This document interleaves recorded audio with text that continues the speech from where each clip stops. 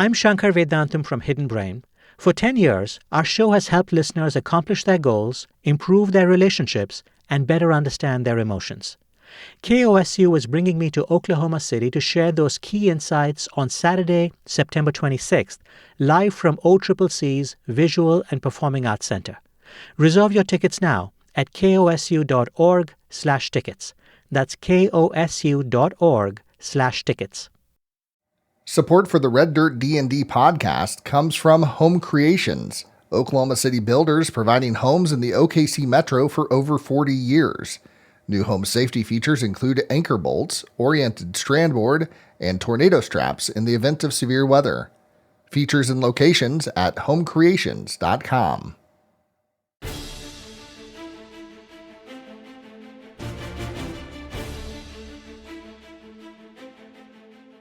Welcome to the round table for Red Dirt D&D Curse of the Clockwork City. It's episodes of a certain number to 72. You're welcome, Michael. Now Johnny can't say anything. Sure he can. 69. Ah! Michael Cross. I am not Brooke, Michael Cross, Curie, nor Connor. Wait, hold Who on. are you? Have we been gaming with a stranger this entire time? I already said my name. You guys were just all It's talking. bugging Michael that we're not saying our names. Kiri No. Hester. Connor Shenold.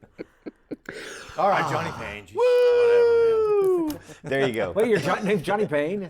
Wild. It is now. That's the coolest name ever. I always Thanks. thought his name was Damn It, because that's what you said all the time. But Dad, I'm Jesus Christ. You can tell that the next set of episodes are going to be hot, based on the amount of cat herding, and I'm one of the cats, so self-herding is very difficult. That goes on at the beginning of the round table. So, woo!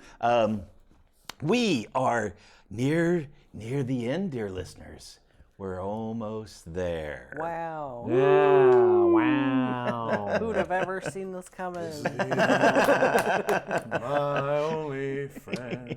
Now Someone stop me. time is in. Hey, we can't do that. We don't have rights to that song. You've sung too much. I did. I got 8 seconds. Change the words, quick. Oh no, we should do. I End rode of the road. highway. I'm sure go. every listener Until loves we this. come Yeah. To the end of the. All right. This is Suddenly, we're all channeling like William D&D Shatner in the podcast. 1970s spoken record or whatever, And right? Did it my There's way. something on the wing. Brooke, herd Yes. your cats. Herd cats. You know what? I can herd cats with alliteration, and we can talk about Sahagin stats as we herd cats. So who again? Woo, them too. Sam Hewen. Sam Hewen? Sam Lama Ding Dong? I love the fact that and we mentioned, maybe we had this 2-sentence tangent, but more stuff later. I love the fact that as they came up out of the water in a previous set, Kiri's being faithful to the story. She's, I don't want to judge my mom. there we on go, her right? Yep, taste. exactly. But Johnny immediately knows what they are, did you guys know about like their blood frenzy ability and such? Like meta, did you as players know about that? I didn't until it happened. Oh, okay. And then I remembered, these are like wolves. They're like sharks. Sharks have Yes, this. very much. I try It's to keep very quiet when shark-esque. monsters are revealed that I'm familiar with, because my familiarity probably comes from 1 or 2E, and they're not the same as in 5E. So I'm just like, cool. I know his name. The end. What do these ones do, right? The end. In fact, I liked the description of that. They like their eyes turn black, and, Yeah. and that they, Because they're junkies. There you go. I think You you haven't mentioned seen they the had like shock. a moray eel kind of face. Yeah. Which was interesting. Yeah, that Moriel kind of face, got the gills on the side. And I very much thought this is like a shark feeding frenzy type of thing. And what happens, like, maybe the shark eyes roll back so they turn white, but I thought, we'll have that, it'll become like the black eye of a shark, and they just are zoned in. And so that was tons of fun. The other thing that was surprising to me in that fight was in my arc, and I know as the DM you can like fudge if you wanted to, right? But kind of in my notes, this was, spoiler alert, right? As characters, we all know, as players, we all know this, but this was gonna be the fight that Rhapsody revealed herself in character as Baccarat. Rhapsody's Baccarat? Yeah, which no one knows, and you don't even know. Because you saw Baccarat. Nobody knows. Nobody knows. And, yeah. Rhapsody knows. The whole time. None of our characters actually know. None of the characters actually know, because the only one who's seen Baccarat with the seashell necklace was not Johnny, but August. And but August did not know what the seashell necklace pertained to. No. Only Moxie knew that. Only Moxie knew that, right? And we haven't had time to just chat about who we have or haven't seen in seashell necklaces. Which you'd think we've had like 2 days to travel on this thing. You'd think at some point. Listen, there was a griffin fight. I've been looking for the cappuccino machine this whole time. And she's been Baccarat for like, what, 60 years? So something like that. I mean, you think at some point in the past 60 years, you would have I'm Batman. I'm Batman. I'm Batman. She hasn't. But she was supposed to do that, but she didn't, Brooke. Right. She stood there. No, I know, because of my dice, right? By the way, quick tangent off of what we just said. Moxie has a seashell necklace that's very, very similar. Is she wearing it like, under her clothes or on the top border? Because I'm thinking there's a fantastic chance. Once she learned that it's not like water breathing, she just put it in the bag. She's not even wearing it? No, she's not even wearing it. Oh my gosh. She just put it in the bag. Because she has her knuckle duster necklace. She doesn't just wear them all the time. That would be really inconvenient. Yeah. But so yeah, and once she was gonna wear it, and then Rhapsody was like, "No, it's just cute." I will say that is not exactly what Rhapsody said. She said, "Do you think I can just make seashell water-breathing necklaces for everyone?"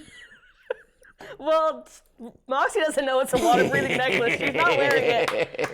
If I drown now, I'm gonna feel real bad. It was in your bag the whole time. It was in the whole time. I gotta know. So as I was editing the passages before even these current 4, how much did we just totally throw you off when we started? Because we could have just followed them the entire time. Right. But no, we decide to try to overpass them, and then we end up crashing the ship. I mean. How much of this was unplanned that you just kind of had to make it up as you were going along? I was expecting some type of expecting some type of airship battle, quote unquote, right? Neither one of these ships is built for battle, right? But I was expecting some type of battle.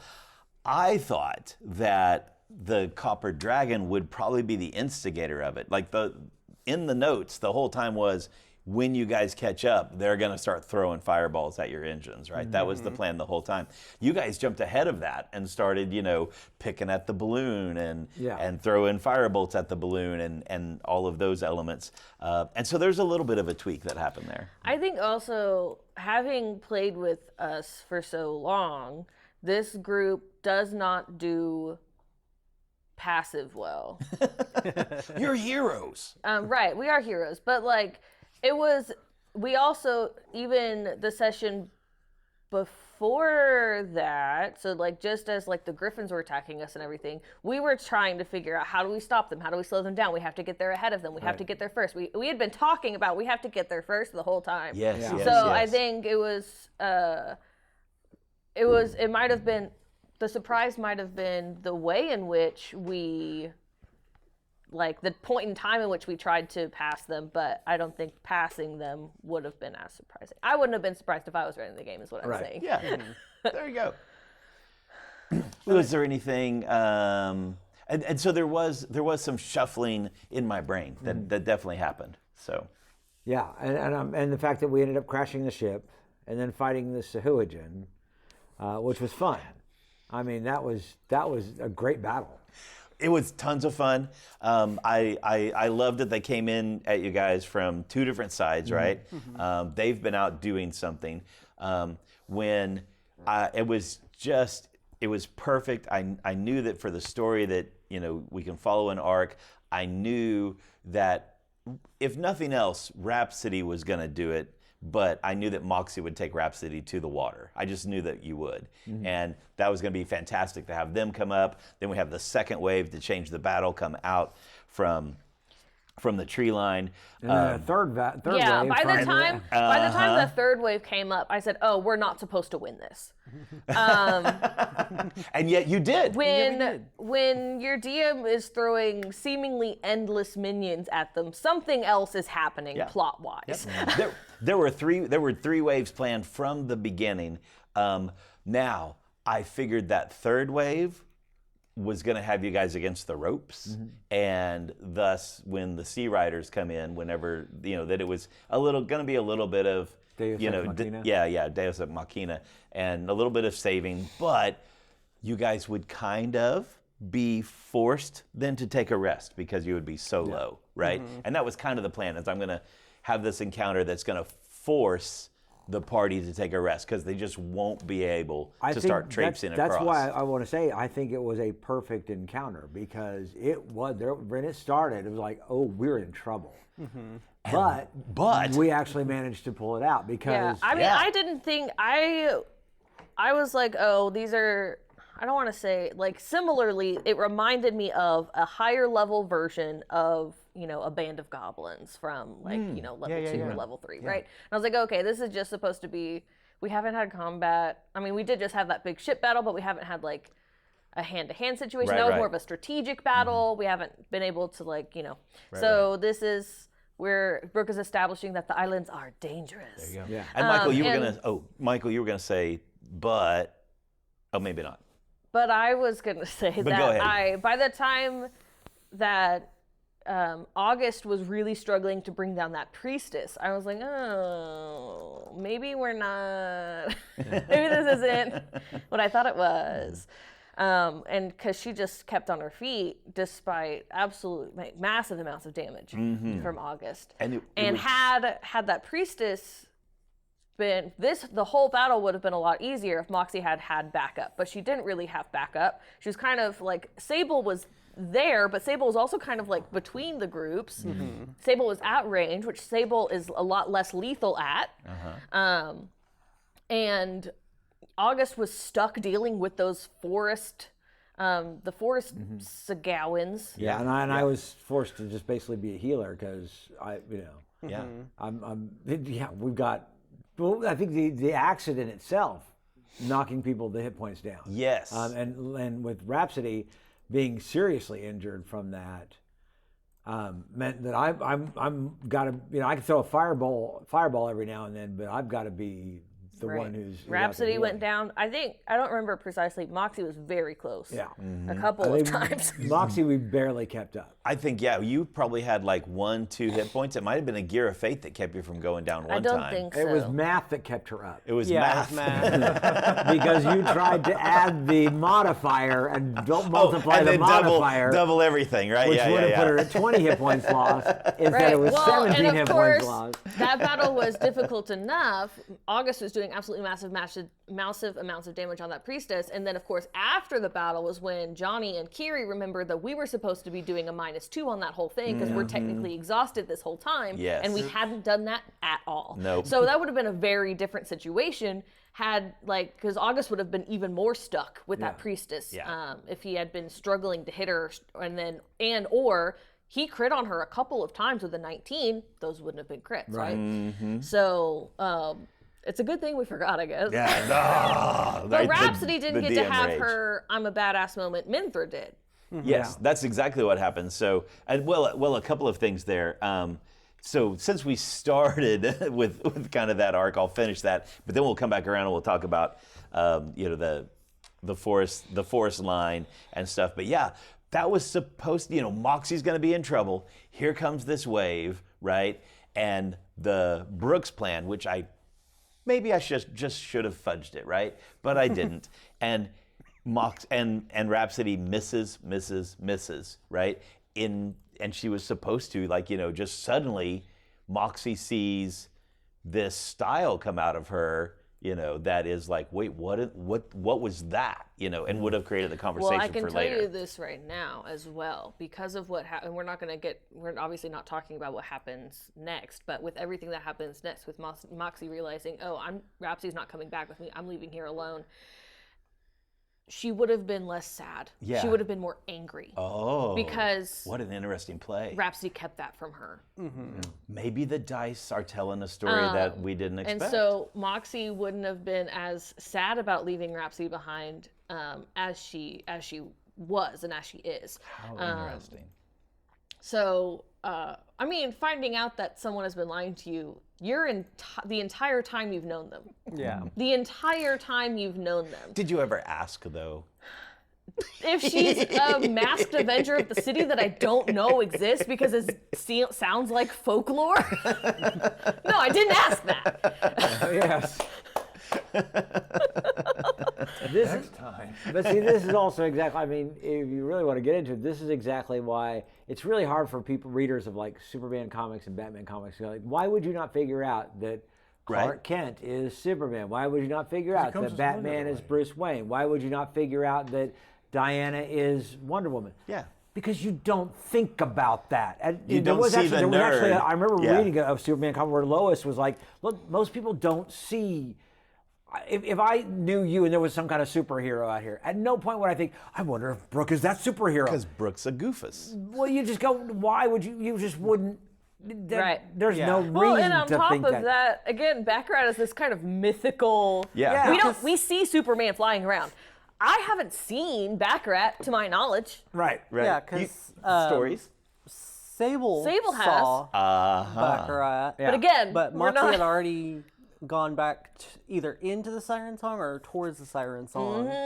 And then we didn't see Baccarat again until August saw them on the roof. Yeah, And more of a creature of legend rather than Right. a person we've seen. Yeah. 100%.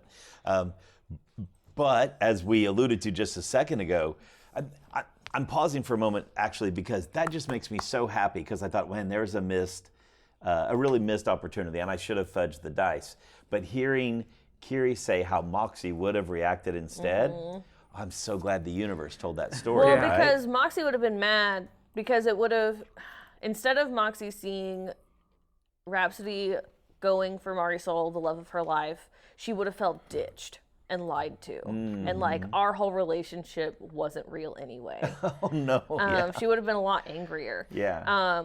So yeah. But anyway, dice are there telling a story. The dice are there telling the story. The person they did tell a story about was Minthra with a crossbow bolt, or with a crossbow, You would hanging think- out of the cockpit. And I it was guess, just like, kaboom, kaboom, kaboom, kaboom. Gotta make you proud, right, Connor? I guess I love her so much. I guess Minthra's been hoarding all of the range skills. Yeah. We didn't really cover that as much. Sable wasn't as interested. Yeah. As a good, any good, like, martial teacher, a sensei, or perhaps a drill sergeant or whomever, right? They always know you always hang something back that you don't teach the student. I have Because to you be never better. know. Yeah. I'd be better than them at something. I don't know, the fact that you're level 9 now and you can steady aim while moving around, I think that's got to be something you learned pretty well. That's going to be because- great. Yeah. Steady aim is a fantastic new addition to the game, and the fact that you, as an assassin, can just do it whenever is just incredible. Remind those of us with Edition Fog about steady aim. What does it do? So steady aim, prior to level 9, you could sacrifice your movement to gain advantage against a creature. And a bonus action. And, Because you have to use a bonus action to do it. And so it's really good if you are in range and you're not able to have someone quite near an enemy that you're targeting. So you can just, okay, I'm not going to move right now, so I'm just going to like kind of plant my feet a little firmer. Yeah. Really aim down the sight and go for it. It's such a great moment where, and there are probably other great examples out there too, that the the way they describe the mechanic makes perfect sense for the mechanic, right? Yeah. Where you're sacrificing your movement because you're steadying yourself. Right, You and know? also because and you can do that even in hand to hand in melee. You Yeah. don't. It doesn't have to, which is great. It means you can say, I'm holding my ground. I'm not getting out of this fight. But typically rogues are skirmishers, so you giving up, you getting out of that melee is a huge deal. Yeah, because then you can't take your bonus action to disengage, Yeah. right? Yeah, because that's why I haven't really used it as much as Sable, because it does sacrifice your movement, and so he really needs to be kind of in and out of what's going on. Yeah. Did we get to see, was it this set that we saw your charge for the first time? Yeah, That was pretty awesome too. I love the charge feature. It's great.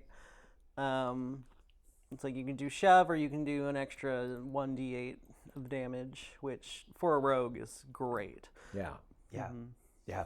That's outstanding. Yeah, she just comes in and does a fantastic job, and everyone's like, wow, okay. The Yeah, sniper on the roof. The sniper on the roof. She really, really was. And it was like natural 20, natural 20. There were like three, I think. And who was she fighting to save? Me. It was them. me. Right. She was picking off the water ones, which were coming after me. Maybe she was trying to save Rhapsody. No, I think Maybe there's a history there that we don't know. I think she knew that Sable would be useless if his best friend died, and has to keep me alive begrudgingly. Maybe she was aiming for you, but Brooke was rolling the dice. Shoot, damn it! Shoot, damn it! I'm so effective, but not at hitting the target that I want. In my mind's eye, as it was developing, I totally thought, okay, because why? Why would she, this girl that, oh my God, this girl, right? We got to do something about her. In my mind's eye, I totally thought it as Minthra trying to be a little bit intimidating, right? That Minthra knows you're out there in trouble, and these shafts just come from nowhere and like, take Look someone how out deadly I in the am. side of the neck, and then she's like, hi. That could be you next. Right? Reloads, looking at you the whole time, and then turns and takes out another, Doesn't bad even guy. look. I was way too close to death to notice. And that was surprising too. I thought that would be dangerous. I really, really, really thought August was gonna be in serious trouble with those four out there. And it was that partnership once again of August and Dr. Stone that made that work. And once again, I think I'm gonna ban reach weapons the next time I DM, because every time the bad guys try to step in. Well, that's only reach with his feet. Correct. Normal, if he's just got I can't reach to my hands. glaive, if he's got a glaive, they will. But I mean, it's your feet with the polearm feet. Yeah. That See, is, hands, feet. It was a pun. It drove Aiden mad because Samantha did the same thing in Red Dead Outlaws. The barbarian. Yes. Every time someone would try to close, Aiden would totally forget, and Andrew was right there stop right there 10 feet away. Yeah. I'm going to attack. And You just only need a to couple get- times did he miss, and I was like, oh Yeah. dear. Yeah. You Because just it's come need right at to me. get a bunch of monsters with whips so that they have 15 feet. Oh, then I can nay. Then you can, Yes. from a distance. Yeah. From a distance. But then you stay out of August's 10-foot thing, or Yeah. magic, of course. But There you go. the problem was that these guys were all coming in with claws and teeth, and so they have to get up close and personal. And August has his personal space weapon. Which was a fantastic strategy of throw the tridents, throw the tridents, throw the tridents. And then they don't have any close- weapons. Close to, go into blood frenzy. But instead, Brooke rolls the dice, and it's throw the trident, miss, throw the trident, miss, throw the trident, miss. Damn it. And then they have to close, right? Yeah. And we have that going on. It was a great pairing with, as they start to close, Dr. Stone grabs all four of them, three of them in a fireball? Four of them. All four of them in a fireball. But only, I think, two of them saved. So. Yeah, and two died instantly. Yeah. I think. Yep, exactly it. And it was the most powerful ones that ended up saying up. They're like, okay. Yep. Which, again, it felt like it was going to be it felt like it was a hard battle, But once we got to the point where, we're actually going to be able to succeed on this, that's a great encounter to me. That is a fantastic encounter. And we've had a couple of them in this campaign where we started out going, we're in trouble. Yeah. We are in serious trouble. But we overcame it. And that's wonderful. Yeah, August was like, we got to get out of here. Yeah. We got to come from both sides. There's nowhere to go. Let's get our backs to the rocks. I'm going to run down here to this one and try and like hold Make it a off. pathway so you guys can get behind me. Yeah, and then it was, we're heroes, so nobody runs. And then it was like, wait, we can just like take these guys out in the blink of an eye. Yeah. Well, it's like the cathedral fight. Yes, Because that was Cathedral the thing that other I was one where it thinking like- of. We've had a couple of combats where, excuse the word, I just can't think of a better word. There's been like a gimmick, and it takes us a minute to figure out what that is. Yeah. This Right? gimmick was Like- damage. Like in, just like the very first time you fight a troll and you don't know about the fire thing, right? Once you figure that out, you're like, okay, this becomes a lot easier of a combat. Yeah. But up until then, it's panic, panic, panic. Similarly, we've had a couple of those encounters where there's been some little clue that we missed somewhere or thing that we just don't think about, and then we figure it out. Yeah. So the cathedral was another great example. There's something we're supposed to be doing here. What is it?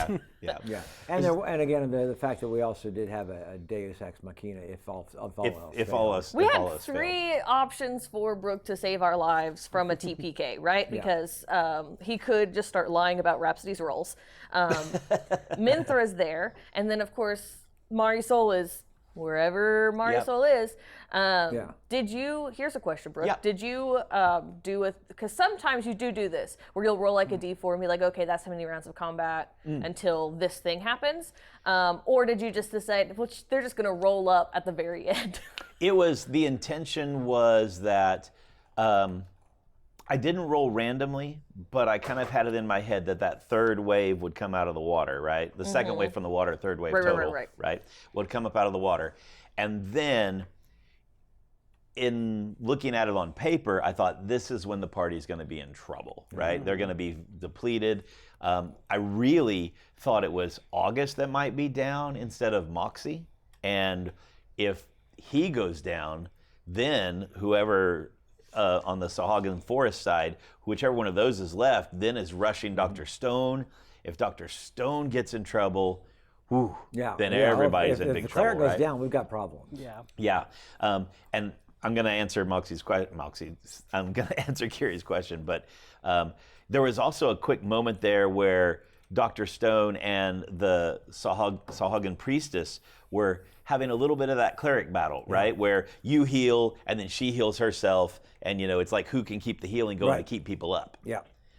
That was a great save that you did too. That's the interesting thing about playing magic users is I have to hold things back in case there might be another battle or there might be another wave or whatever. Right. A magic user run by the DM doesn't have to hold anything back. They they can throw out it. their 4th, 5th level spells because they're not waiting for another battle. They're throwing everything out on the table. So it's interesting for a DM to realize that you do not have to hold anything back. You can go your most powerful spell right off the bat. Yeah, because they know this is their encounter I'm like, of the day. do I do this for now or do I wait for the banishment moment? It's, Yes. And also, it was a little bit of a DM trick too, by having, and it was a dice roll of how many it was, but by having people injured in the crash, I knew Dr. Stone was going to spend some resources to heal folks. And the crash did do a lot. We dropped a lot of people hit points, but it forced me to do some healing. Right? And so then you're going in with not all of your healing capabilities there. You got to be smart about it. So again, originally I thought, okay, that third wave is really going to be a problem. And instead, you guys took care of him. And as the sea riders came out, as the mermaid riders came out on the seahorses, it just became flavor text of them just like, just stomping the bodies, and that's what would have happened if they'd still been alive. They would have come up behind them and just destroyed them from behind. But now this became flavor text of blood in the water as the sea riders showed up. So it's good stuff. Carl Urban saved the day. Yeah. So we got to the battle, and well, one quick thing. talk about 9th level for a minute, right? Yeah. So what, anything fun that we did? Anything, 9th level was always special for the grognards, right? Because it became name level. It was when, in first edition, it was when you, I'm a champion. on that chart, you became a wizard. You became a cleric. You became, right? Before that, Gary Gygax used the thesaurus to come with like, you know, fighter, or not fighter, but like, you know, guardsman, veteran, so on and so forth, till you finally get to 9th level fighter. Yeah. Or whatever it might be. But anyway, surprises, things that make you go, aha. No, I mean, for me, it was just spells. Yeah. For We a just spell got user, full any kind of 4th magic level user, spells. 5th level spells. 5th level spells. We got 5th level spells. We got Yep. one. Which are nice. I mean, it's nice to be at 5th level spells, but for magic users now, the fighter and the rogue got some special stuff. But for most magic users, they just get 5th level spells, which is, To be clear, they're very cool spells. I'm telling you, by that it's time hard to choose just one. Yeah, it is. I think, because Connor, we've talked about this before, but Connor always helps me choose my spell when we level. I don't think we picked one. I think We'll have to look. I think Okay. I think we looked at the list and we were like, nah, these all aren't great. Yeah. I think I just picked another 4th level spell that I can upcast. I actually did Not that a bad too. idea. Not a bad idea. I picked a 5th level spell, but I also replaced a 4th level, fourth or third Yeah. level spell. I 'cause did I'm that like, too. I moved. because you only get one spell slot, so it's like I can't. And as a cleric, you get always prepared spells, and I'm like, Right. like I think raise dead, mass cure wounds, or whatever it is. I'm Well, and like, you're gonna move them around every day, but this is the only time that I can unlearn and learn new different ones. So I did some moving around in my level 1s, I think, which is going to be more useful than the level 5. It was a lot of level 5 was a lot of stuff that going into knowing that this was the final bit. It was a lot of stuff that'd be really helpful if we were going to continue this campaign. Some long-term stuff that was going to be really great, but wasn't really great to use at that moment. Didn't you take synaptic static?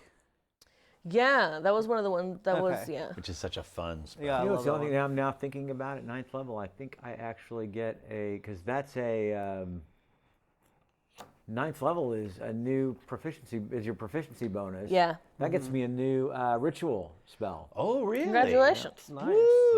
So we just need 10 minutes to hang out somewhere. Yeah, exactly. I'm trying to remember. I think I wrote down which one I wanted, but I can't remember. Oh, yeah, because that was the conversation we had, is that I could have picked up Scry Yes. as my 5th level spell. right, and so that's what I mean when I say stuff that would be, if we were continuing the campaign on, that'd be really helpful, but right now, knowing we're going. We know where we're going. We know what we're about to face. So yeah.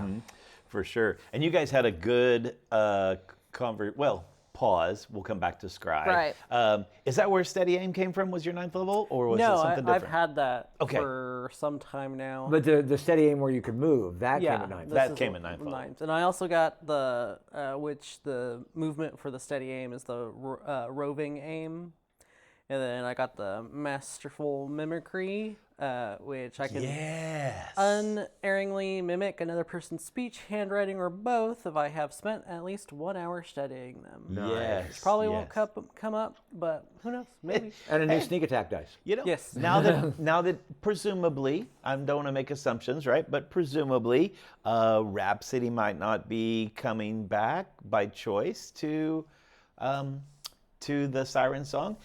Moxie might need someone to pick up that little forgery side thing that they can do, you know? So study someone's handwriting for an hour and write those documents. Right. I will say something that I think we talked about off mic, but I realized that I had been doing my, I had kind of sabotaged myself in that I had done an overwrite because I couldn't figure out how to put in a magic item that I got way back at the underground dwarf mansion place, the cult headquarters. That's what it is. I got an amulet of protection, and so I couldn't find it in D&D Beyond, and so I had just okay, I know what it does. I'll just overwrite my current AC to what it should be. Come to find out now, at least, maybe not then, but now that messed everything up. And I mean, because you also have to remember between then and now, we hit level 8 and I maxed out charisma. and dexterity has also gone up. So point of the story is Moxie's AC should have been Oh, really? a lot higher this whole time. I didn't know about it, but now I do know about it. But Moxie's AC is now 23. Amazing. So again, she should have been taking that -2. It balances out the -2. The universe aligned. That was it. The universe traded itself.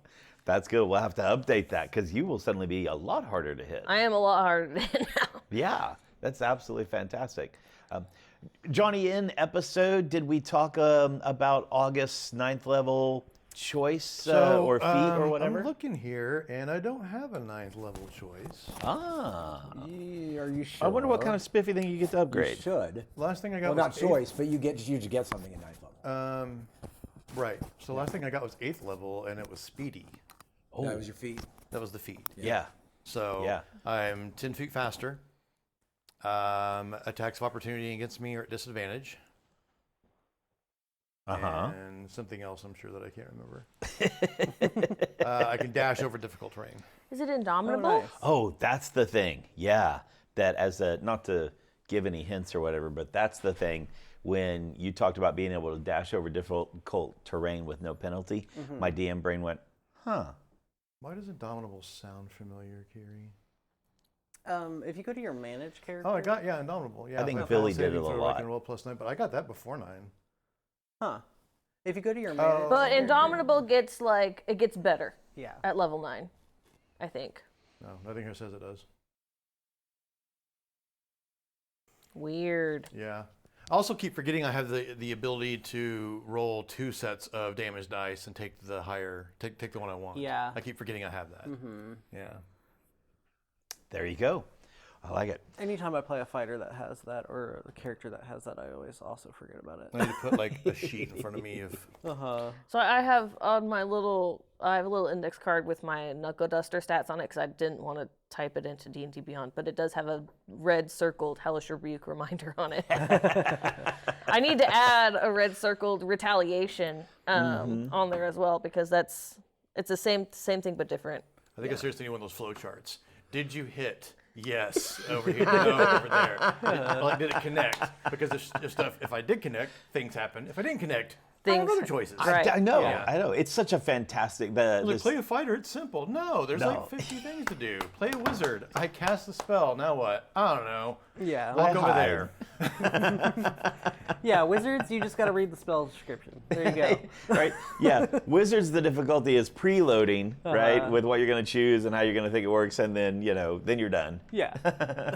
Fighters are like, I just hit things, and then you're like, wait, how do I hit them? Yeah, where do I hit them? That's the bit. What can I do after I hit them? Is like, in lower levels, the fighter's turn is short and the magic user's turn is long in combat. But as you get higher level, then it becomes the fighter has been using his turn for 20 minutes now between action surge and I get 3 attacks now and now I'm gonna do this bonus action and this, that, and the other thing, and this, now I'm going to use my reaction, and then the magic user at that point in time knows their spells, be like, yeah, I do this, it does that, done. Boom. It swaps as the higher level you get. That's so true. Thoughts, ideas about after the battle and the mermaids show up, and we have the Sea Rider captain, and then of course the big reveal. And when you love. edited that, did you edit it in slow motion? Where they're already going to do arms along the beach. The seagulls are flying by. You get the John Woo doves flying off. I did love Moxie's I'm going to turn around and give you guys some alone time. This is awkward. If I'd been thinking, there would have been a fantastic outtake of Marisol breaking into a song, and then we could have rickrolled everybody. Michael, that would have been fantastic. Yeah. So anyway, their horses are cool. how do we? Yeah. Oh man, I love seahorse riders like this. It's such a cool tandem in the way they work. They really are They really are the riders of Rohan, only under the water. Right, which is why Again, he's Carl Urban That's why in he's my Carl head. Urban, right? And as soon as you said it, I was like, of course he is. And then And he even, like, as they went on and we were talking to him, I don't know if I seeded that or if he already kind of had that personality, but he was very taciturn, very brusque. He already had that personality, and then I was like, oh my gosh, this is who he is, right? Whether my subconscious was stealing that or not. I think your subconscious knew it was Carl Urban. I did like you trying to shove Kobe onto me when I went to go scout. Yes. That was so great. I'll go with you. Yeah, we're going this way. And then It's running off. it was a dice roll. You did something wonderful that like totally hook, line, and sinkered him. He was like, but I can't remember what skill 'cause you used or whatever. But It wasn't a skill. I know Johnny had made the joke of it's a roll off between his perception and my stealth, which he has no chance on. Yeah. for sure, none at all. But it was, I was like, okay, yeah, Kobe, we're going to go this way. And I pointed towards the rocks. that go were first. Way over there. And then I just went the other way. And you had rolled what his wisdom was Yeah, for it. And yeah. he just It was did like not. a 3 or Yeah. something. He's like, okay, and he never looks back. Yeah. He just takes off, then thinks you got lost, but he's got a task now. Uh-huh. You've given him a job, so I finish. Mm-hmm. So that was good. We have Marisol's Magnificent Mansion instead Yes. of Mordekainen's Magnificent Mansion. I loved it. Go on. I loved the idea of it and the concept of it, and it was really neat. And until Kobe showed up, yeah, I liked that it was themed, and it could have not even been something that's like, the Magnificent Mansion is typically a bard thing. It could have had nothing to do with anything about being a bard, whoever wherever Yeah. it came She from. is some kind of high-ranking mermaid. It could have been a thing that they just gave her. Yeah. It could have been like, oh, when you're on land, you need a place to stay. Yeah. Right. Here you go. Everybody needs a swimming pool. Here's a nice We've little all seen conch shell. Aquamarine. We can't sleep in a water tower. I have not seen Aquamarine, and I'm proud of that. You're missing out. I don't even know what we're talking about. That's exactly. Aquamarine it's a tween. Okay, It's a so- tween movie that came out. No, you get to talk about your stupid old man movies. But I I'm gonna haven't talk this about episode. Aquamarine. We haven't even gotten to old man Dude, movies old yet. man movies. So, But the man from briefly, Atlantis. Aquamarine is a tween movie that came out in the early 2000s where two 12-year-old girls find a mermaid, and then it kind of morphs into kind of the plot of The Little Mermaid. She has to find love. There you go. When they fight the beholder, is that the cute version? No. Okay. So I roll. But yeah, the mansion is very cool and very suspicious. And I think in that, and it's one of those things where my heightened insight, because our proficiency bonus went up, and I it kicked me it bit me in the ass. Excuse the language, but had I just been oblivious, it would have been an excellent place to stay. But Moxie was so suspicious of it. I like how Moxie's like, oh look, this high-ranking dark elf in this mysterious underground society. F her! I'm just gonna talk trash to her face. What the heck? A house made out of a seashell? No way! Run! Listen, it was very. it manifests in different ways. Okay. Yeah.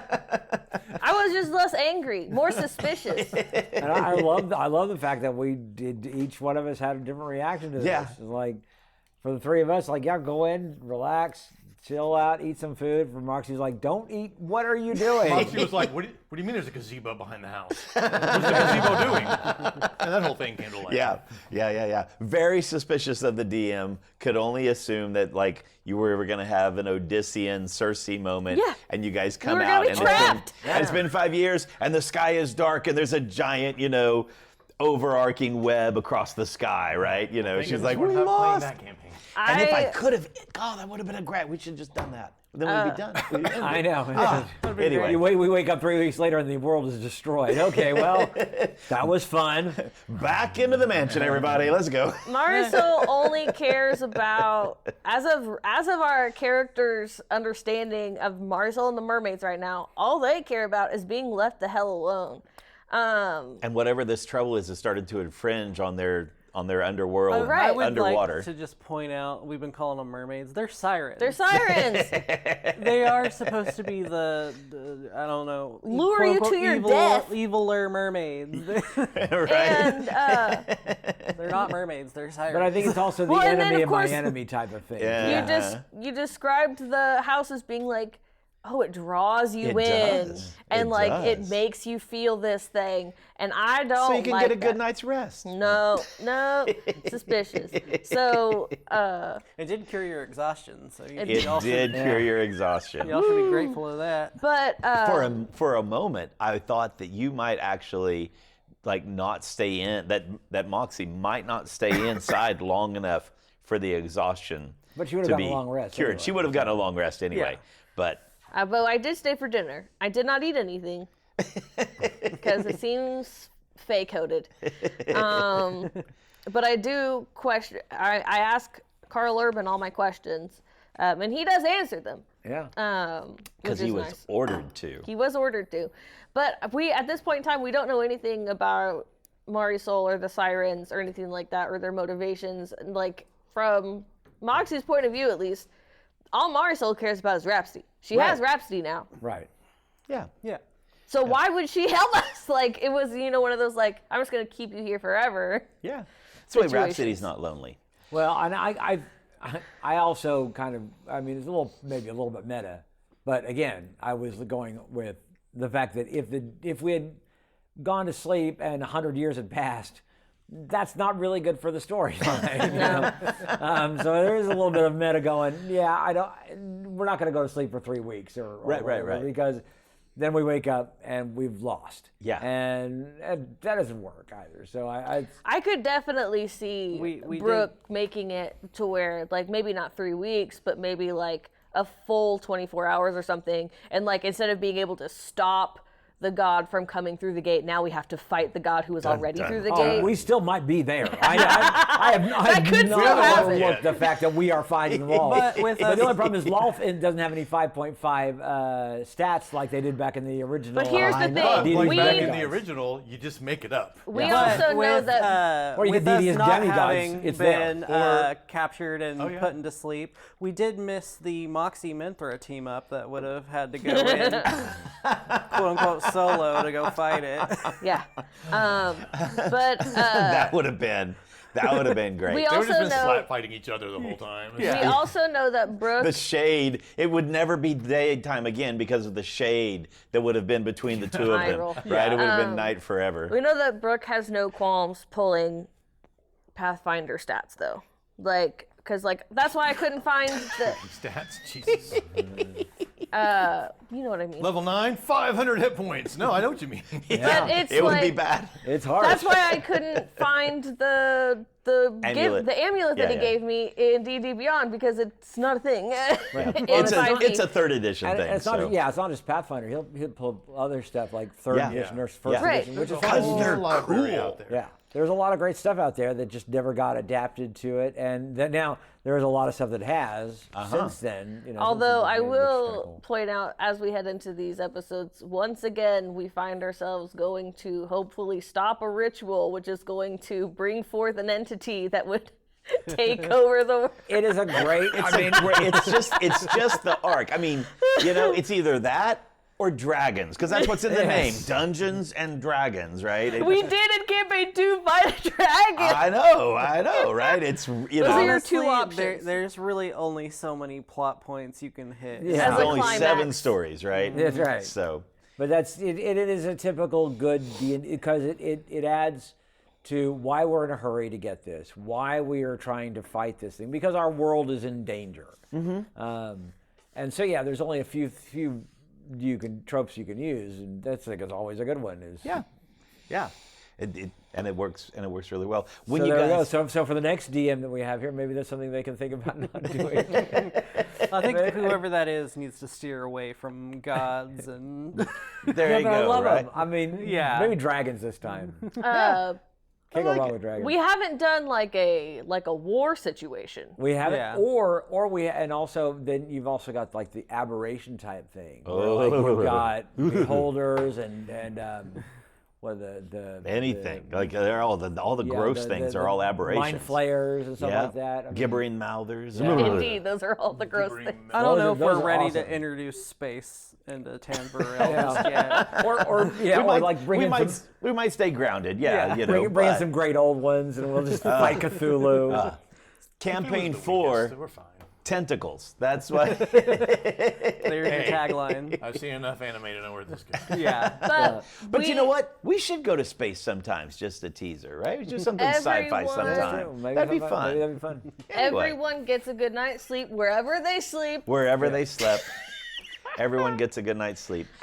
There's been, quick side tangent, there's one sentence. There's been a little bit of Discord traffic about, man, Brooke, you're too nice. Moxie needs to pay for, that thing that with the conversation with Minthra, right? See? Way back on the ship, right? And I will just say out there to the listeners, trust the process.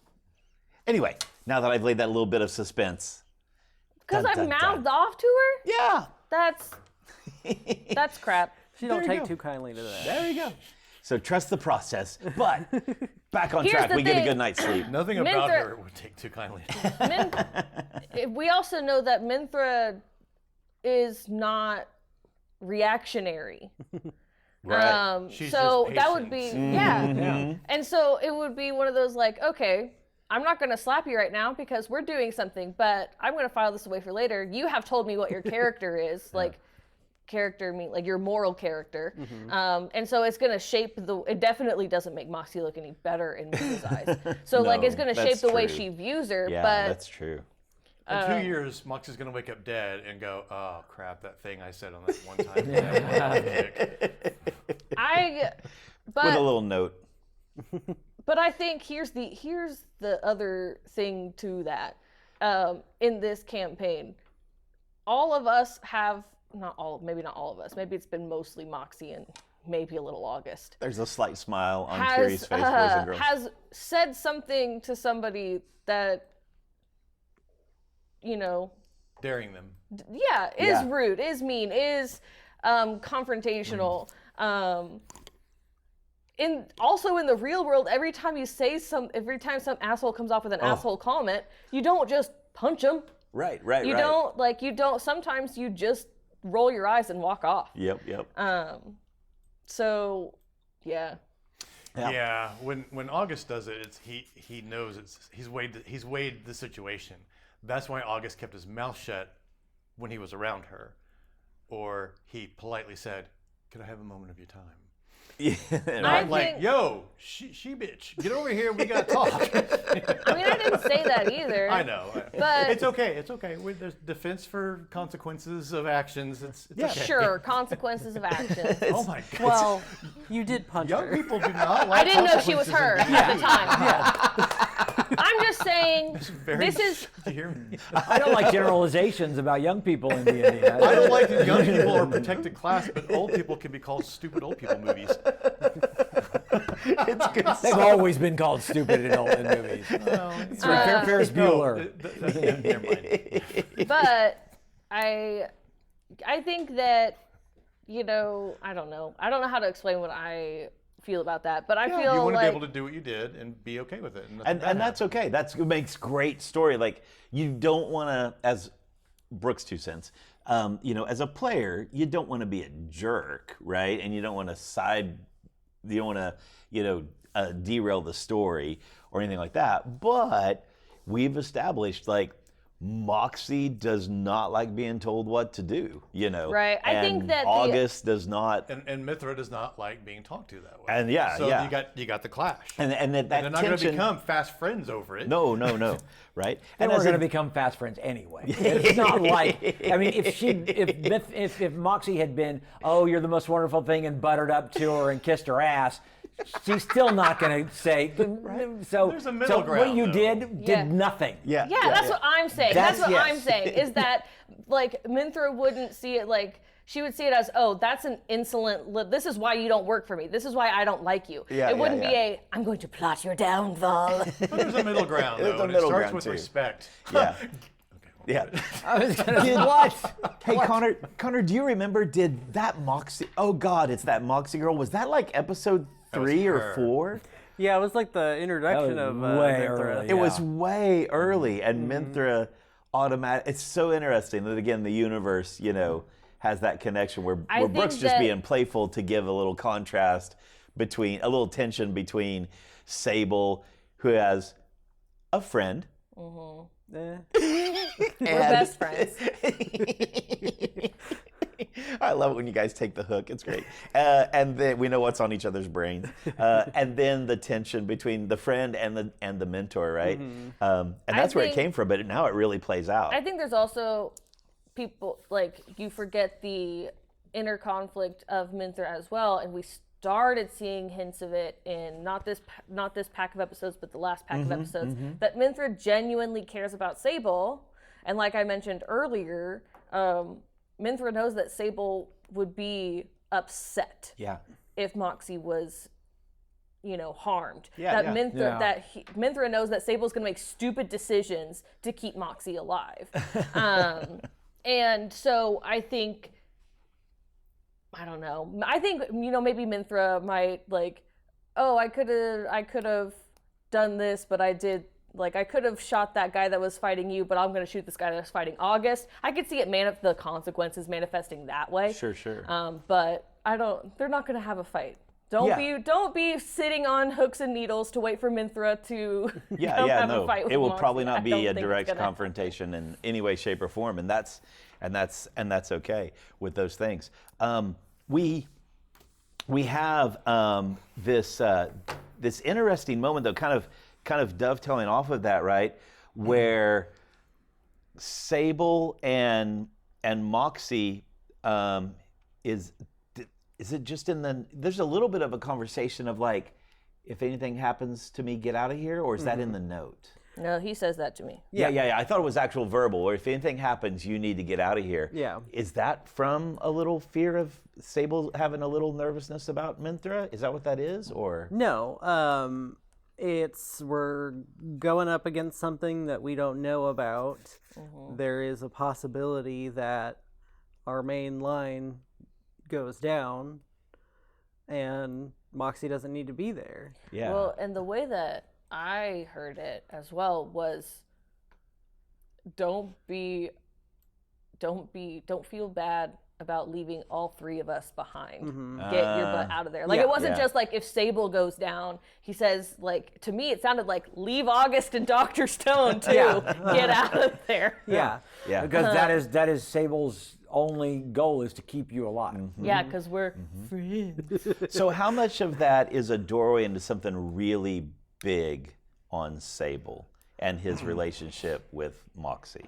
It's really big. Yeah. Because he's had moments where he's been trying to protect her, but this is the first time where he's actively and said to her, hey, this isn't your fight, you don't have to go along with it, but he's kind of been letting her Right. feel the need to kind of get involved in all of this, and she's held her own weight, but with this fight coming up, we don't know if we're going to win it or anything like that. And so it is a big moment for him to be kind of give her another out where she would feel guilty, sure, but she would have at least someone saying, this was never something that you were supposed to be wrapped up in to.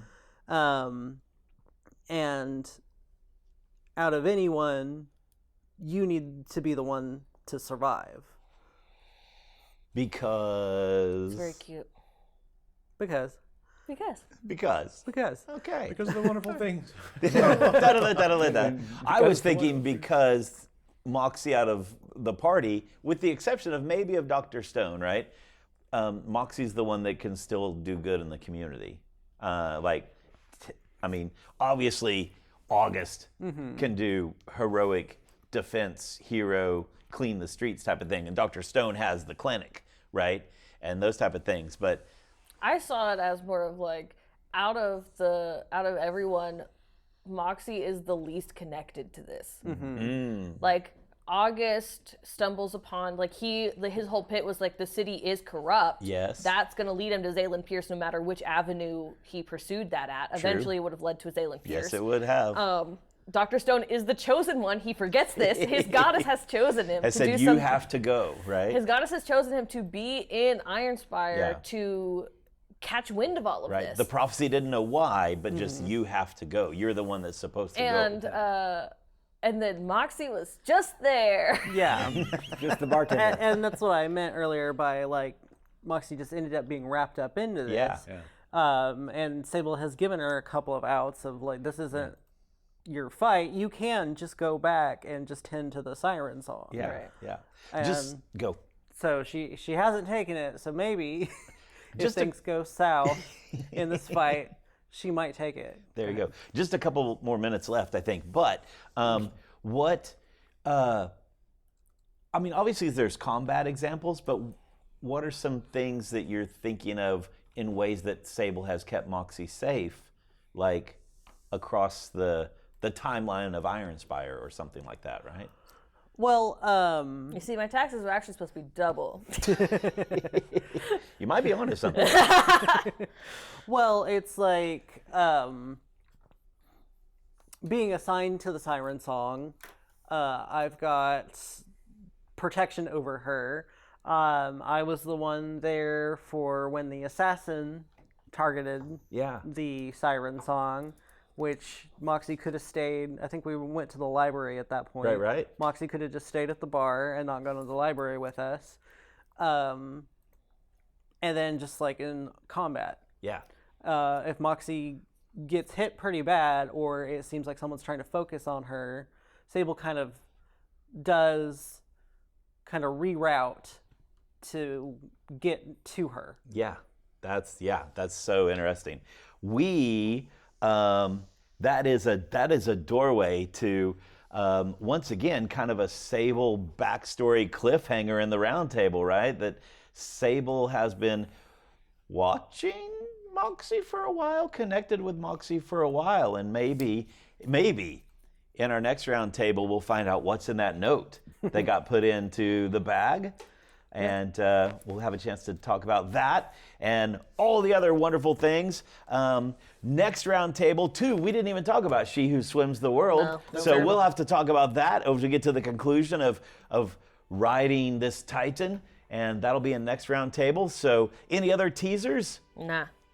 All right. Well, we're out of here. Let's go save the world then. There you go. I'm Brooke Bullock, planning to kill you all. I'm Michael Cross. Johnny Payne. Here, Esther. Connor Shenold. See ya. Bye-bye.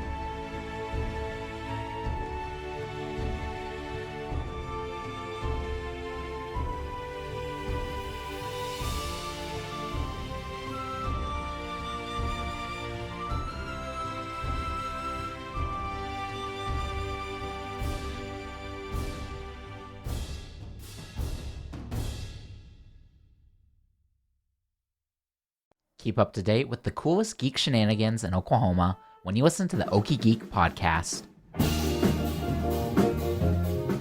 Stay in the know about upcoming conventions, comic books, and the nerdiest happenings in the Panhandle State.